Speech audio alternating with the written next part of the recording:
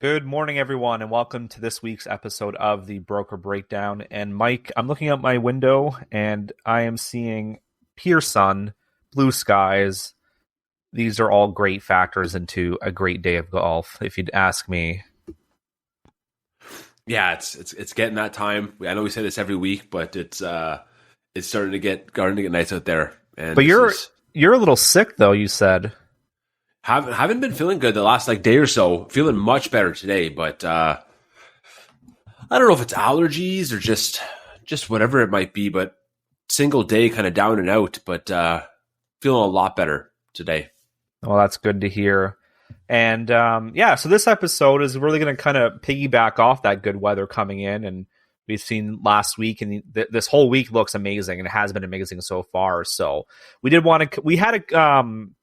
had a guest coming on, but we had to reschedule for that. So we kind of slotted in this episode here because of how great the weather is. But today we kind of want to talk about motorcycles and bikes because, again, the weather looks amazing. We've seen a lot more motorcycles and bikes out on the road because of this great weather, and especially the long weekend, people are starting to get them back on the road. So we definitely thought it was an important time to kind of talk about bikes and, just kind of go over some critical coverages that people should be aware of, and just kind of giving some safety tips and whatnot. Because again, obviously on a bike, there's no doors, there's no structure to really protect you.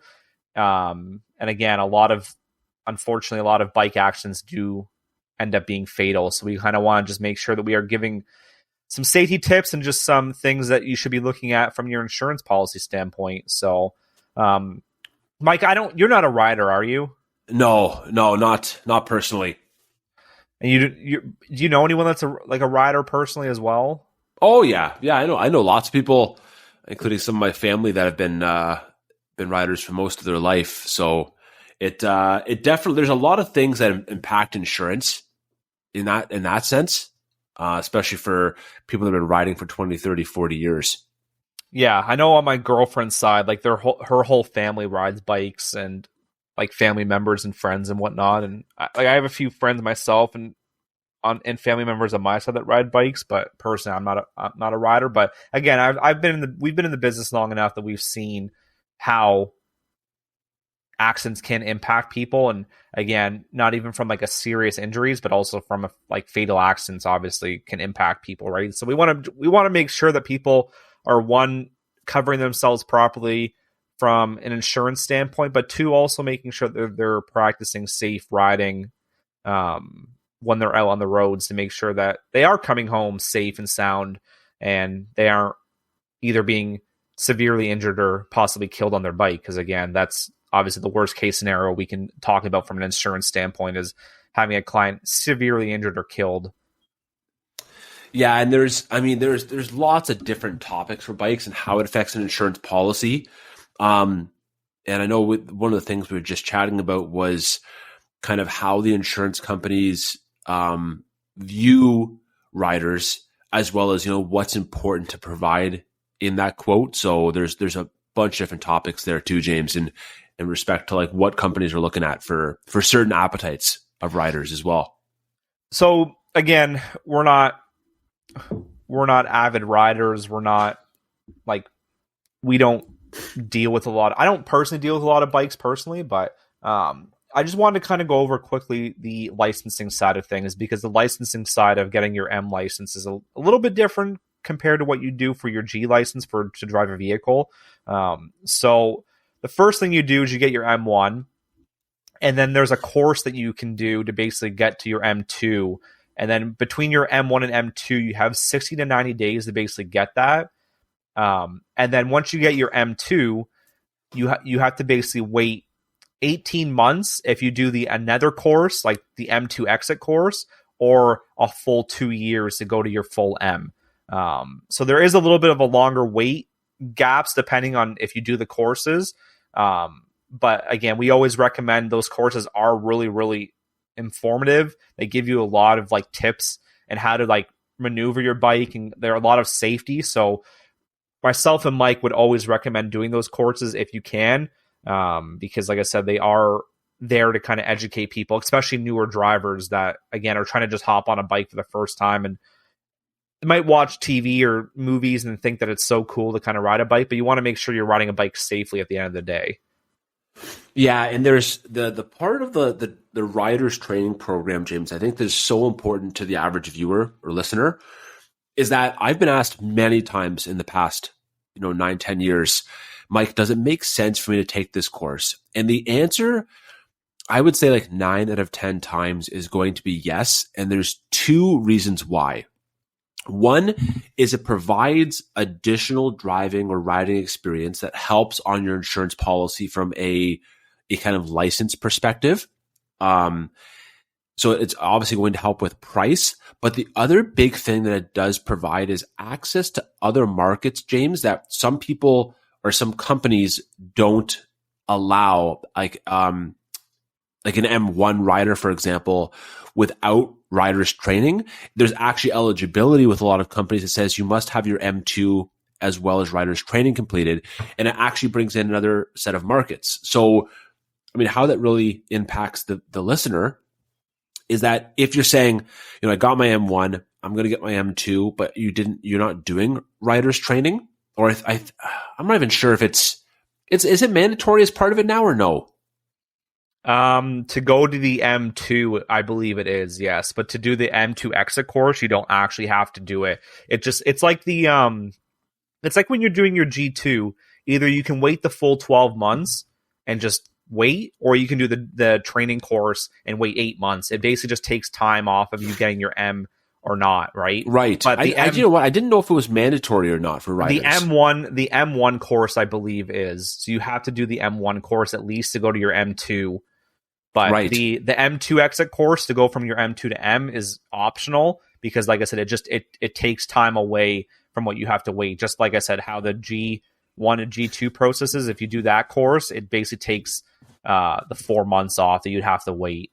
Right. Okay. That's kind of what I thought, because I know for a fact that, again, writing different policies and speaking with underwriters at insurance companies, the bike market in general has been super volatile over the years, right? Sometimes you'll call a company 1 year and they're really excited and they're really open for expanding on riders and they're offering discounts and open for business in the sense. And, within the next 12 to 18 months, I've spoken to that same insurance company again, and obviously things have changed, right? Maybe bike rates haven't been as profitable for them, or the riders that they're looking to appeal to haven't been written right by brokers. So what I've seen is that those underwriting guidelines behind the scenes get amended, right, in order to kind of compensate for what they're seeing in the loss section. So what I wanted to just kind of go back to was that underwriting, how that affects the common rider is that if they say, hey, is the riders training program, necessary? I would say yes, because it allows you to have now more markets for us to shop your insurance with. So from a broker standpoint, if I have access to 10 different bike markets as an example, and only 5 of them or 4 of them will do an M1 or M2 without riders training, wouldn't you want the accessibility of getting to other markets that might offer you a better rate? Exactly. And the other point I want to kind of make too is that not all markets actually offer bike insurance. So if, like, for example, CAA does not offer bike insurance whatsoever. So you want to make sure that if you are a rider and you want to kind of take advantage of those bundling discounts, you want to make sure that all your products are with the same company. So that way you are kind of getting that benefit of having it all under one company. Because again, there are some companies like Aviva, for example. Aviva actually gives discounts for you having your bike, your car, and your home all with Aviva. So again, benefiting, definitely high up there for a lot of people. Because again, I'm not going to sit here and say bike insurance is affordable. Personally, I don't think it is. But again, a bike is not really a necessity. It's like a hobby to obviously be riding. But again, do I personally think it's affordable for people? Not really, because I've seen a lot of people's rates, and it's so weird because to me, I either get clients that are like so abnormally low, and I get clients that are so abnormally high. I don't really have that middle ground. So Right. Right. Well, you know what? There's an aspect, and again, this is just from my kind of experience dealing with multiple people quoting them out, is that the insurance companies, as they kind of go and they look through their loss ratios and they're saying, okay, what's profitable, what's not, who do we want to attract, who do we not? What I've seen is that they change that appetite for the riders, James, as well. We have a couple of markets that really like those long-standing experienced riders that are driving, like, you know, cruisers and Harleys and things of that nature. And they're basically taking that on, saying that type of rider is different than someone riding, you know, like a high-end, maybe Kawasaki. I think it's like Honda CBRs and like Kawasaki or things like that. Like, so it basically is looking at different types of riders and kind of what those stats behind the scenes are that we'll jump into as well. Yeah, so I kind of want to jump into coverages quickly, but before I do that, I kind of want to give some stats here because I found this kind of interesting. So an article posted by CBC in July 2022, they actually, from the OPP, they were saying that all fatal crashes that happened in that year in southwestern Ontario happened between the times of noon and 4 on dry days, Mike. So there's not weather permitting. It's not like it's at night and they can't see. It's dry days between noon and 4. So do you find that kind of interesting that that's when the accidents are mostly happening and all those accidents were fatal? Well, there's an element to that makes sense as I think about it, right? Because you're talking about the nicest part of the day. So you're going to have the highest likelihood of people on the road riding, but you're also going to see a lot of other vehicles on the road during those times as well. So there's just a higher, unfortunately, percentage of people that are going to be riding with a lot of other, like, you know, cars on the road during those nice times of the day. So busy times typically attract people not paying attention as much, and or, you know, that it takes that split second to hit somebody, right? Whether it's in a car or a bike. So it doesn't surprise me. I think that's, I mean, beautiful days, people want to be out driving their cars and their bikes regardless. So, you know, nice Sunday cruises, stuff like that. It doesn't surprise me. So here's another stat that they have in the article too. Over 70% of these collisions were the motorcycles were the at-fault party. And again, saying that the biggest factors, obviously speeding, loss of control, and failing to yield at intersections and stop signs. So that, again, that's very alarming too, because like I said, they say in here, over 70% of these collisions, motorcyclists were at fault. Right. Well, you know, the intersection stop sign thing is interesting because I've seen something in the past where it was talking about how, you know, left-hand turns, and this is very common for vehicles as well. You always have to wait till the intersection's fully clear, but it's so much harder to be seen on a bike that it doesn't surprise me that people turning left are getting hit by vehicles going other directions, right? Just like going the opposite way. It's very unfortunate because obviously you're at a much, much higher percentage of sustaining injuries. But then you're also going to be deemed at fault for that accident in most of those cases as well. I have all the sympathy in the world for people that want to ride bikes. And again, they have a place on the road. What I don't have sympathy for, Mike, is the people that you see like on the roads or the highways that are like switching lanes, going through people like super fast. And like I said, they're just cutting through traffic like nothing, right? Those are the people that I have no sympathy for, because you should, like, that is so dangerous to be doing, because if you're doing that so quickly, like in and out of traffic like that, like it only takes one person to not see you coming up really quickly, changing lanes, and then you either slam into the back of their vehicle or you get clipped from the side and then you lose control and then slide across the pavement, right?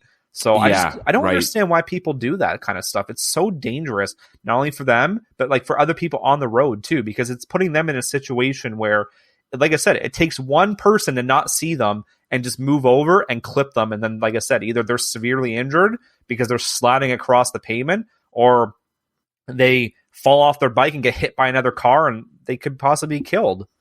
Yeah. Yeah. I mean, I obviously as not a rider, I can't fully attest to it, but I would go out on a limb and say it sounds like just like an adrenaline rush, right? It's one of those things where Oh yeah, don't get me wrong. It looks cool, but but from an insurance perspective, hey, I'm gonna advocate against that. Holy smokes, that's you're nothing worse than getting that phone call from someone for a family member or anything else like that. No, and I've had a few over my time too, so it's never a phone call I ever want to have with family members or whoever's really dealing with it at the time, right? So that's a great, segue into like what you wanted to bring up earlier too, right? Because we've chatted about beforehand about what coverages are super important, and I think that's a big portion of this episode that should be highlighted. Yeah, just like cars, bikes kind of have the same sort of coverages. You have the liability, you have your deductible. There's a few things that are different, but I think the point that I really want to slam home here is that it is so important to possibly look at increasing your accident benefits or making sure you have life insurance, because at the end of the day, like we were saying earlier in the episode, you don't have a structure around you to save you from injuries. Either you're going to get hit, your leg's going to get crushed in between a vehicle, or you're going to fall off the bike and slide across the pavement, possibly get hit by another vehicle. So I always recommend to my clients that have bikes, definitely look at increasing your accident benefits or looking at getting life insurance, because at the end of the day, like, you are at a higher risk of getting injured on a bike than you are in a vehicle. So I want to make sure my clients are protected properly. And at the end of the day, if something is to happen, I want to make sure that they are protected and not leaving their family or friends behind with massive medical payments or a funeral to have to plan and pay for because they didn't have the right amount of coverage for them. They're under the accident benefits section. And this is important for all riders and everyone in cars as well. But I think riders, we can highlight a little bit more just because of the possibility for long-standing injuries, James. So there's the section for medical rehab and attendant care under all auto policies and bike policies in Ontario. And there is a standard that those policies come with, which is $65,000 for medical rehab and attendant care combined. So that is the section of your policy that pays for those injuries after a claim were to happen, right? So it's the physio, the rehab, everything included with trying to get you back to the position before that claim happened. But it also includes those things like the attendant care afterwards. If you have, those, catastrophic claims where you need someone looking after you. That section, especially for bike policies, I would highlight is probably the most important and most talked about, or should be talked about, because the reality is if you even have a single vehicle accident where you're laying down the bike on a turn, for example, there is still a high likelihood that you're going to get injured and need these medical rehab or physio coverages. So you can bump those up. And I'll only make two quick points. You can bump those up from the $65,000 that's offered to $130,000, which we actually had a few years back before it was changed as the standard. So you can have that one bump up. It's not very expensive. Your broker agent can typically quote you on that. Or you can go from the $65,000 all the way up to $1 million for what they deem minor and major injuries, James. So those aren't the catastrophic claims where you're losing multiple limbs and whatnot, but it would be a large percentage of the standard injuries you might get. And that's typically not bad as well. And I'll highlight that I've done a number of policies where I've increased that benefit for a client, and to go from the $65,000 up to maybe like $1 million, it in some cases is $80, some cases maybe $100, but for the year. We're not talking per month. We're talking like for the annual, and some might be a little bit higher. So don't quote me on the exact numbers, but if you're getting, I don't know the math on that, but let's just say, James, it's 65 to $1 million. That's something like 16 times the coverage for a bike policy. I would advocate it is well worth it every single day of the week for anybody riding a bike, regardless of the type of bike you're riding or your experience. 100%. And like I said, I think from my standpoint is I always talk about accident benefits, regardless if it's on a bike or if it's on a vehicle, just again, because a lot of the clients I talk to, when I discuss accident benefits, they're like, oh, I didn't even know that was even a thing on insurance. And it's like, well, yeah, it's like you legally have to have it. But from the standpoint, I always say, you know what? Like if you're younger, I would definitely look into life insurance, because not only is it impactful for you to have from a bike standpoint, but obviously moving forward as you buy a home, and like, well, you want to have coverage to make sure that if something were to happen to you, that you can leave your family with money to basically pay for the funeral and like all that and all the expenses that come with that. And the reason why I say that, and what I like about your points, is that, again, reading the article from CBC, is that they said about 30% of deaths on motorcycles were actually from the ages of 56 to 64. So in that case, life insurance really isn't impossible to have at that point. But again, it could be costly based on the age of the person at that point, right? So yes, increasing accident benefits from someone in that case is probably more beneficial than looking at life insurance, because we all know life insurance is based off age, and kind of by the time you get to the 56, 64 age gap or age group that they're saying about 30% of deaths happen on motorcycles, it might just not be from a cost efficient perspective to be doing life insurance at that point, but better off increasing your accident benefits to make sure you have that coverage in case you're hurt or killed on a bike.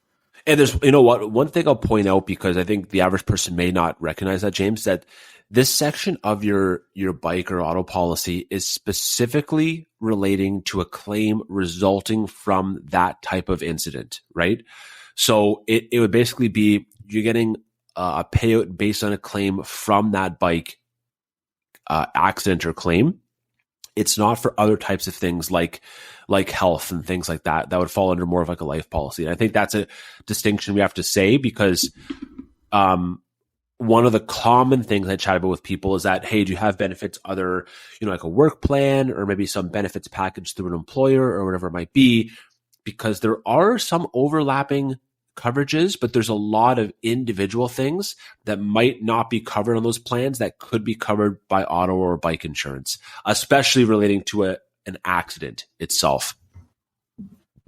Yeah, and just again, it's being mindful and being aware of what you have, right? Like at the end of the day, everyone wants to save money. I get that, but these things happen, and we want to make sure that if they do happen, you're covered properly when they happen, because if they happen and you don't have the coverage, it's not like we can add it on and be like, oh yeah, like now we can add this on because now you actually need it. It's too late at that point, unfortunately. And I know Mike kind of brought this up earlier, but there's been times, unfortunately, where I've had to tell people, you know what, your son, daughter, mother, father didn't have the coverage that they needed, and at the end of the day, like there's nothing we can do. Like we offered it to them numerous times and they declined it, or they didn't think it was necessary for them to have, and then something happens and there's nothing really we can really do at that point. I mean, there's another aspect of that too, because I know that people always maybe are confused at what that liability coverage is for, James, right? Especially for bike insurance policies.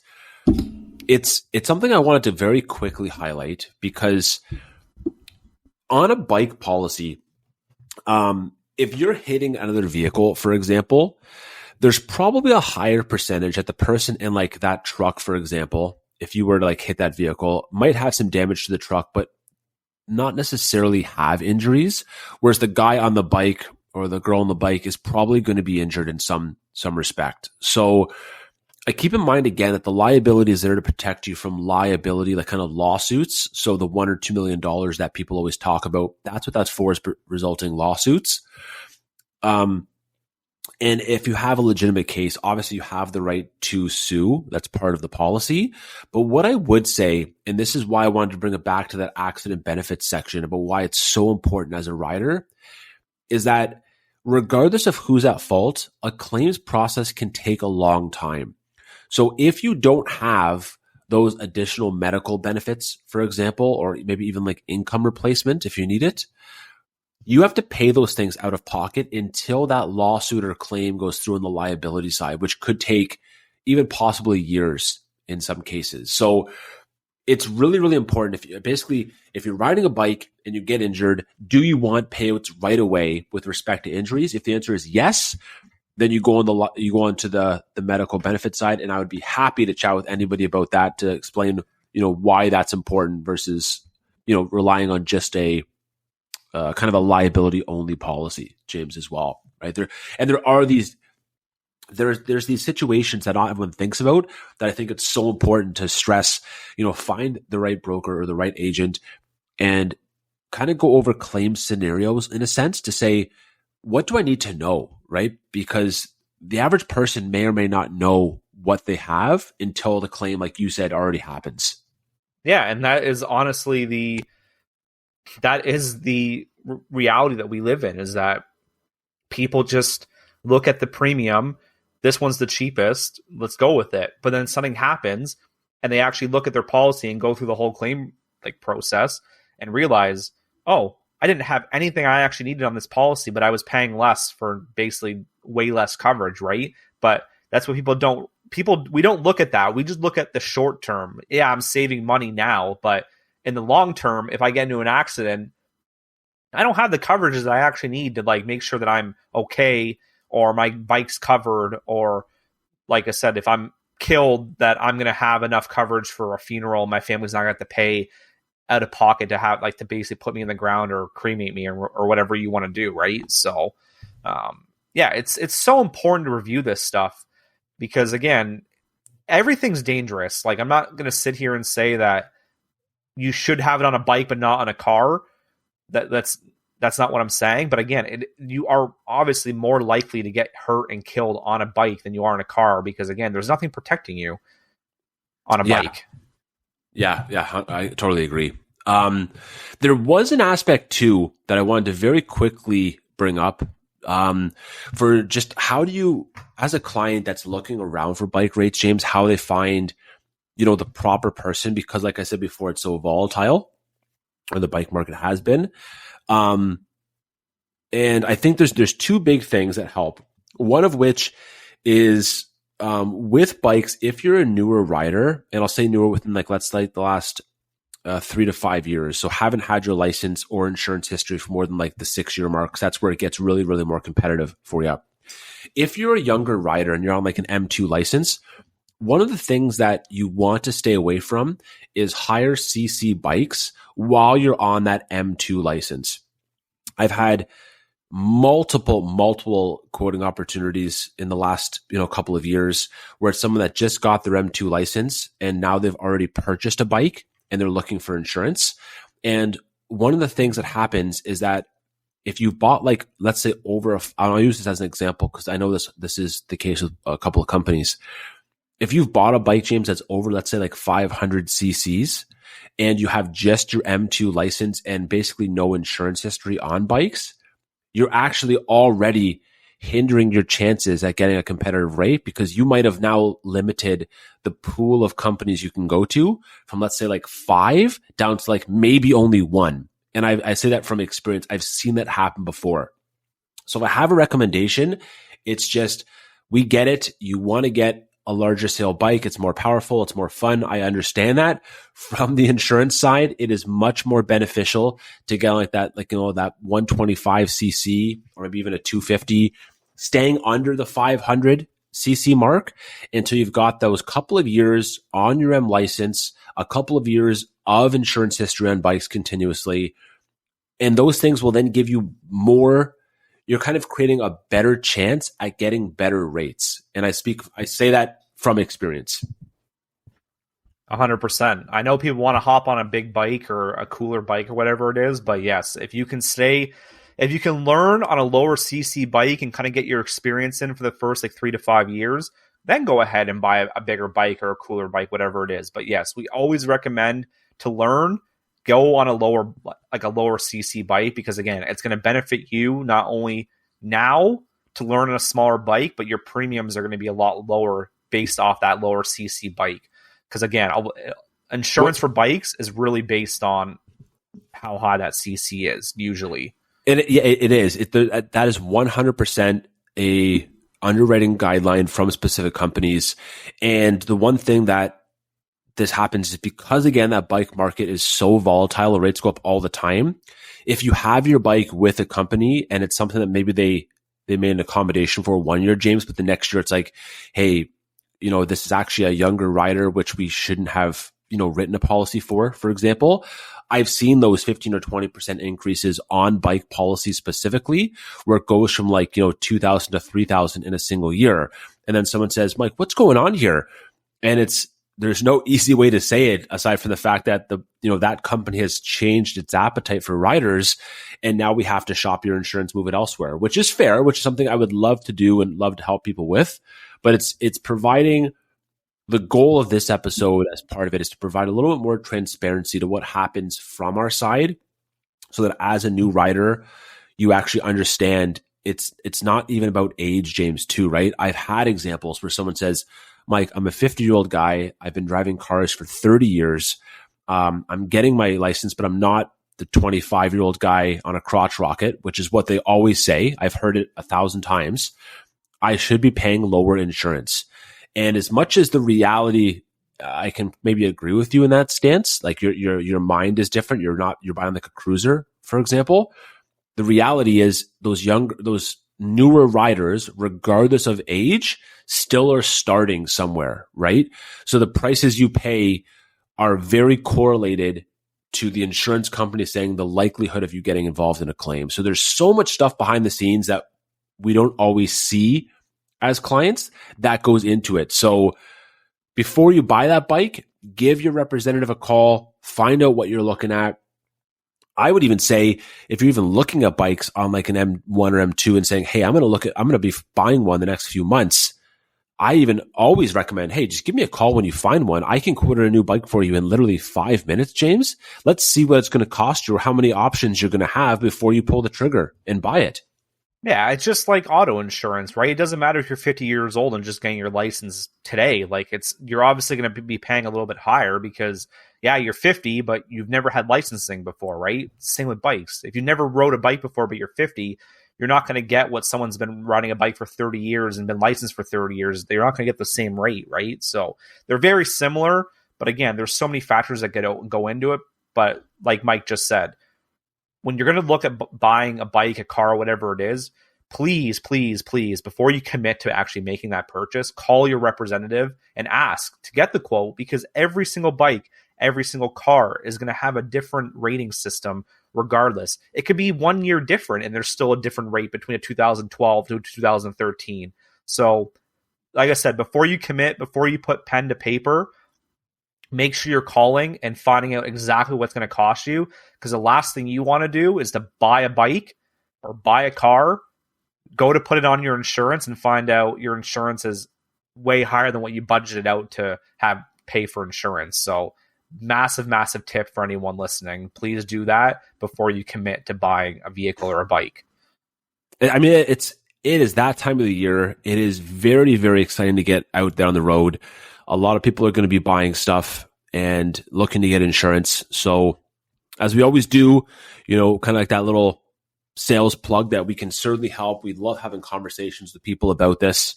We have a number of companies we can look at on your behalf.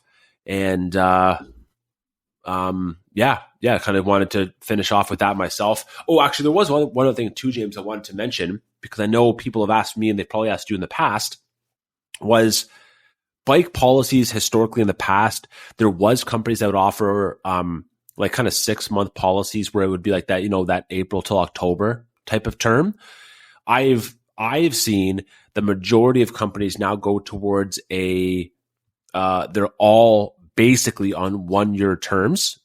And the one thing that you should highlight, or we should highlight, is that the majority of what we call earned premium, which is what you actually pay for that insurance, is earned during the riding months. So the idea is that even though you're paying 12 equal installments for the full year, it's not advantageous to cancel your policy in October or November. It's not at all. It doesn't benefit you in any way. It actually hurts you. Well, yeah, and it hurts you for two reasons. One of which, you're not going to get almost any money back. So you've already used the riding months accordingly. So the companies rate for that accordingly. But also, you want continuous insurance now. A lot of companies love to see continuous insurance policies for multiple years. And that is an underwriting criteria bit for bike insurance. And it has been for a lot of companies moving forward. So if you can show, 4, 5, 6+ years of continuous bike insurance, you're going to have more options to look at when it comes to those companies as well. And not only that too, but from that standpoint of having the continuous and not canceling, it spreads your payments out across more months, because everyone's like, oh, I don't want to pay for 12 months. But I'm like, okay, well then let's only pay for 6 months and then your payments double. And they're like, oh, I don't want that to happen either. So it's another way of basically spreading those payments that should be higher across more months of the year, so your payments kind of stay low, because again, bike insurance already is not very cheap or not very cost efficient for a lot of people. So to kind of help people more, companies did go in that direction. Again, probably not for that sake, but like I said, it does do that where your payments get spread across 12 payments, not 6 now. Exactly. Well, and it used to make sense back when the times were a little bit different with respect to how companies rated for bike insurance. But since my time in the industry, that has certainly changed with how they view 12-month policies. Oh, well, even the weather now and the climate we have, before, 20 years ago, you might get 6 months out of it. But now, there's years that you can get 8, 9, 10, even 10 months of riding, right? Yeah, you might be riding in the cold, but if there's no snow, if there's no salt on the roads, I know people that ride right into December, right? Oh, so, I've definitely seen diehards out there. When they get that one nice day, they'll bundle right up and you'll see them on the road. Exactly. So, again, climate's changed enough where you could ride for 6 months, but now, like I said, you easily are riding 8 to 9 months. So it's, again, they had to get away from it somehow, and they have. And like I said, there's a lot of benefits to it. So it's not like they're just making you pay for not riding. There are benefits behind it. Totally. Yeah. That's a great way to wrap that up too. But wrapping things up here, me and Mike, we kind of wanted to start doing kind of how we did the last episode. We want to do our final thoughts and kind of summarize some stuff. So, Mike, I'll let you start. What's kind of your final thought, kind of final takeaway from this episode? Yeah, the big thing that I would highlight, and I know that was my big part of the episode, but I would say talk to your representative about the accident benefits section, and specifically medical rehab and attending care.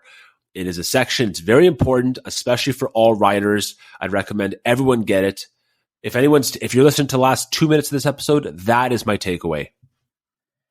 My takeaway is definitely going to be just be safe on the road. Don't be swerving in and out of lanes, in and out of traffic.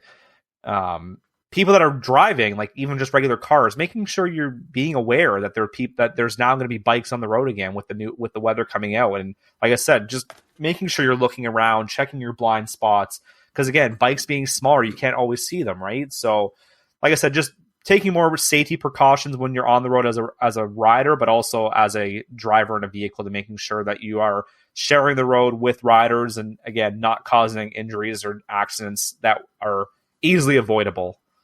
Yeah, that's a good one too.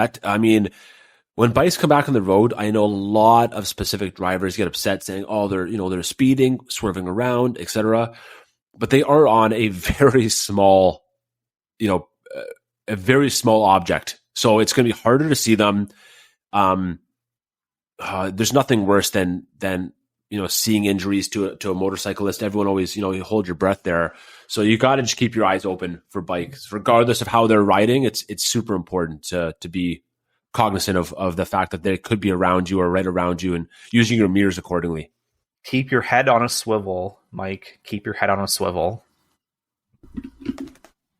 So I think that wraps up everything for today's episode. Yeah. So kind of, we made a decision that, this will be the episode 15. So this will come out the 18th of April. We are going to take a recording break next week, just a 1 week break, just kind of recharge and kind of get some of our brainstorming back. The week after, cross our fingers, we have another guest joining us. So on the 26th, we're recording. with a guest, and that episode will come out the 2nd of May. So we'll have a little bit of a break. There won't be an episode for the 25th of April. Just like I said, we're going to take a 1 week break at the 5th, because this is the episode 15. And actually, you will see a few changes to the episodes. So, for example, this episode, we're actually going to be coming out with new artwork for the podcast. So I'm super excited about that, because we've been kind of going back and forth and kind of editing some stuff. So we'll be using that moving forward. Like you heard in this episode and the episode prior, we are going to be kind of introducing that kind of final takeaway section at the end of the episodes to kind of just summarize what we've talked about and what we really feel are the key points between myself and Mike. So we're going to be doing that. And just kind of getting more guests on the show is really our key goal right now. Because again, we do like to, me and Mike do have a very good dynamic, but again, when we add that third voice on the show, it's always really nice to kind of bounce their ideas and their opinions and viewpoints from maybe a little bit of an unbiased view kind of outside the industry. So yeah, just look out for those kind of changes. And again, thank you guys for always tuning in. Mike, we always post Tuesdays at 12 p.m. Eastern Standard Time. So whatever streaming service you use or any listeners are using, we're on Spotify, Apple Music, Amazon, Google, iHeartRadio. So anything that you guys are tuning into, make sure you follow or subscribe so that you guys are not missing any episodes every Tuesday. And like I said, thank you guys for tuning in, and we'll check you guys in 2 weeks. Yep. Enjoy the rest of the warm weather we're supposed to have this week. Oh yeah, I cannot wait to get out and just enjoy it, because it looks like it's giving us a little bit of a tease where this week's really nice, and then next week it's looking like it's going to cool down again, and possibly, I don't want to say this word because it's almost like a bad word now, but possibly snow next Wednesday. We're not talking about that. I don't want to, but I just want to throw it out there for everyone that it looks like, at least in the Hamilton, Southern Ontario area, possibly calling for snow on Wednesday.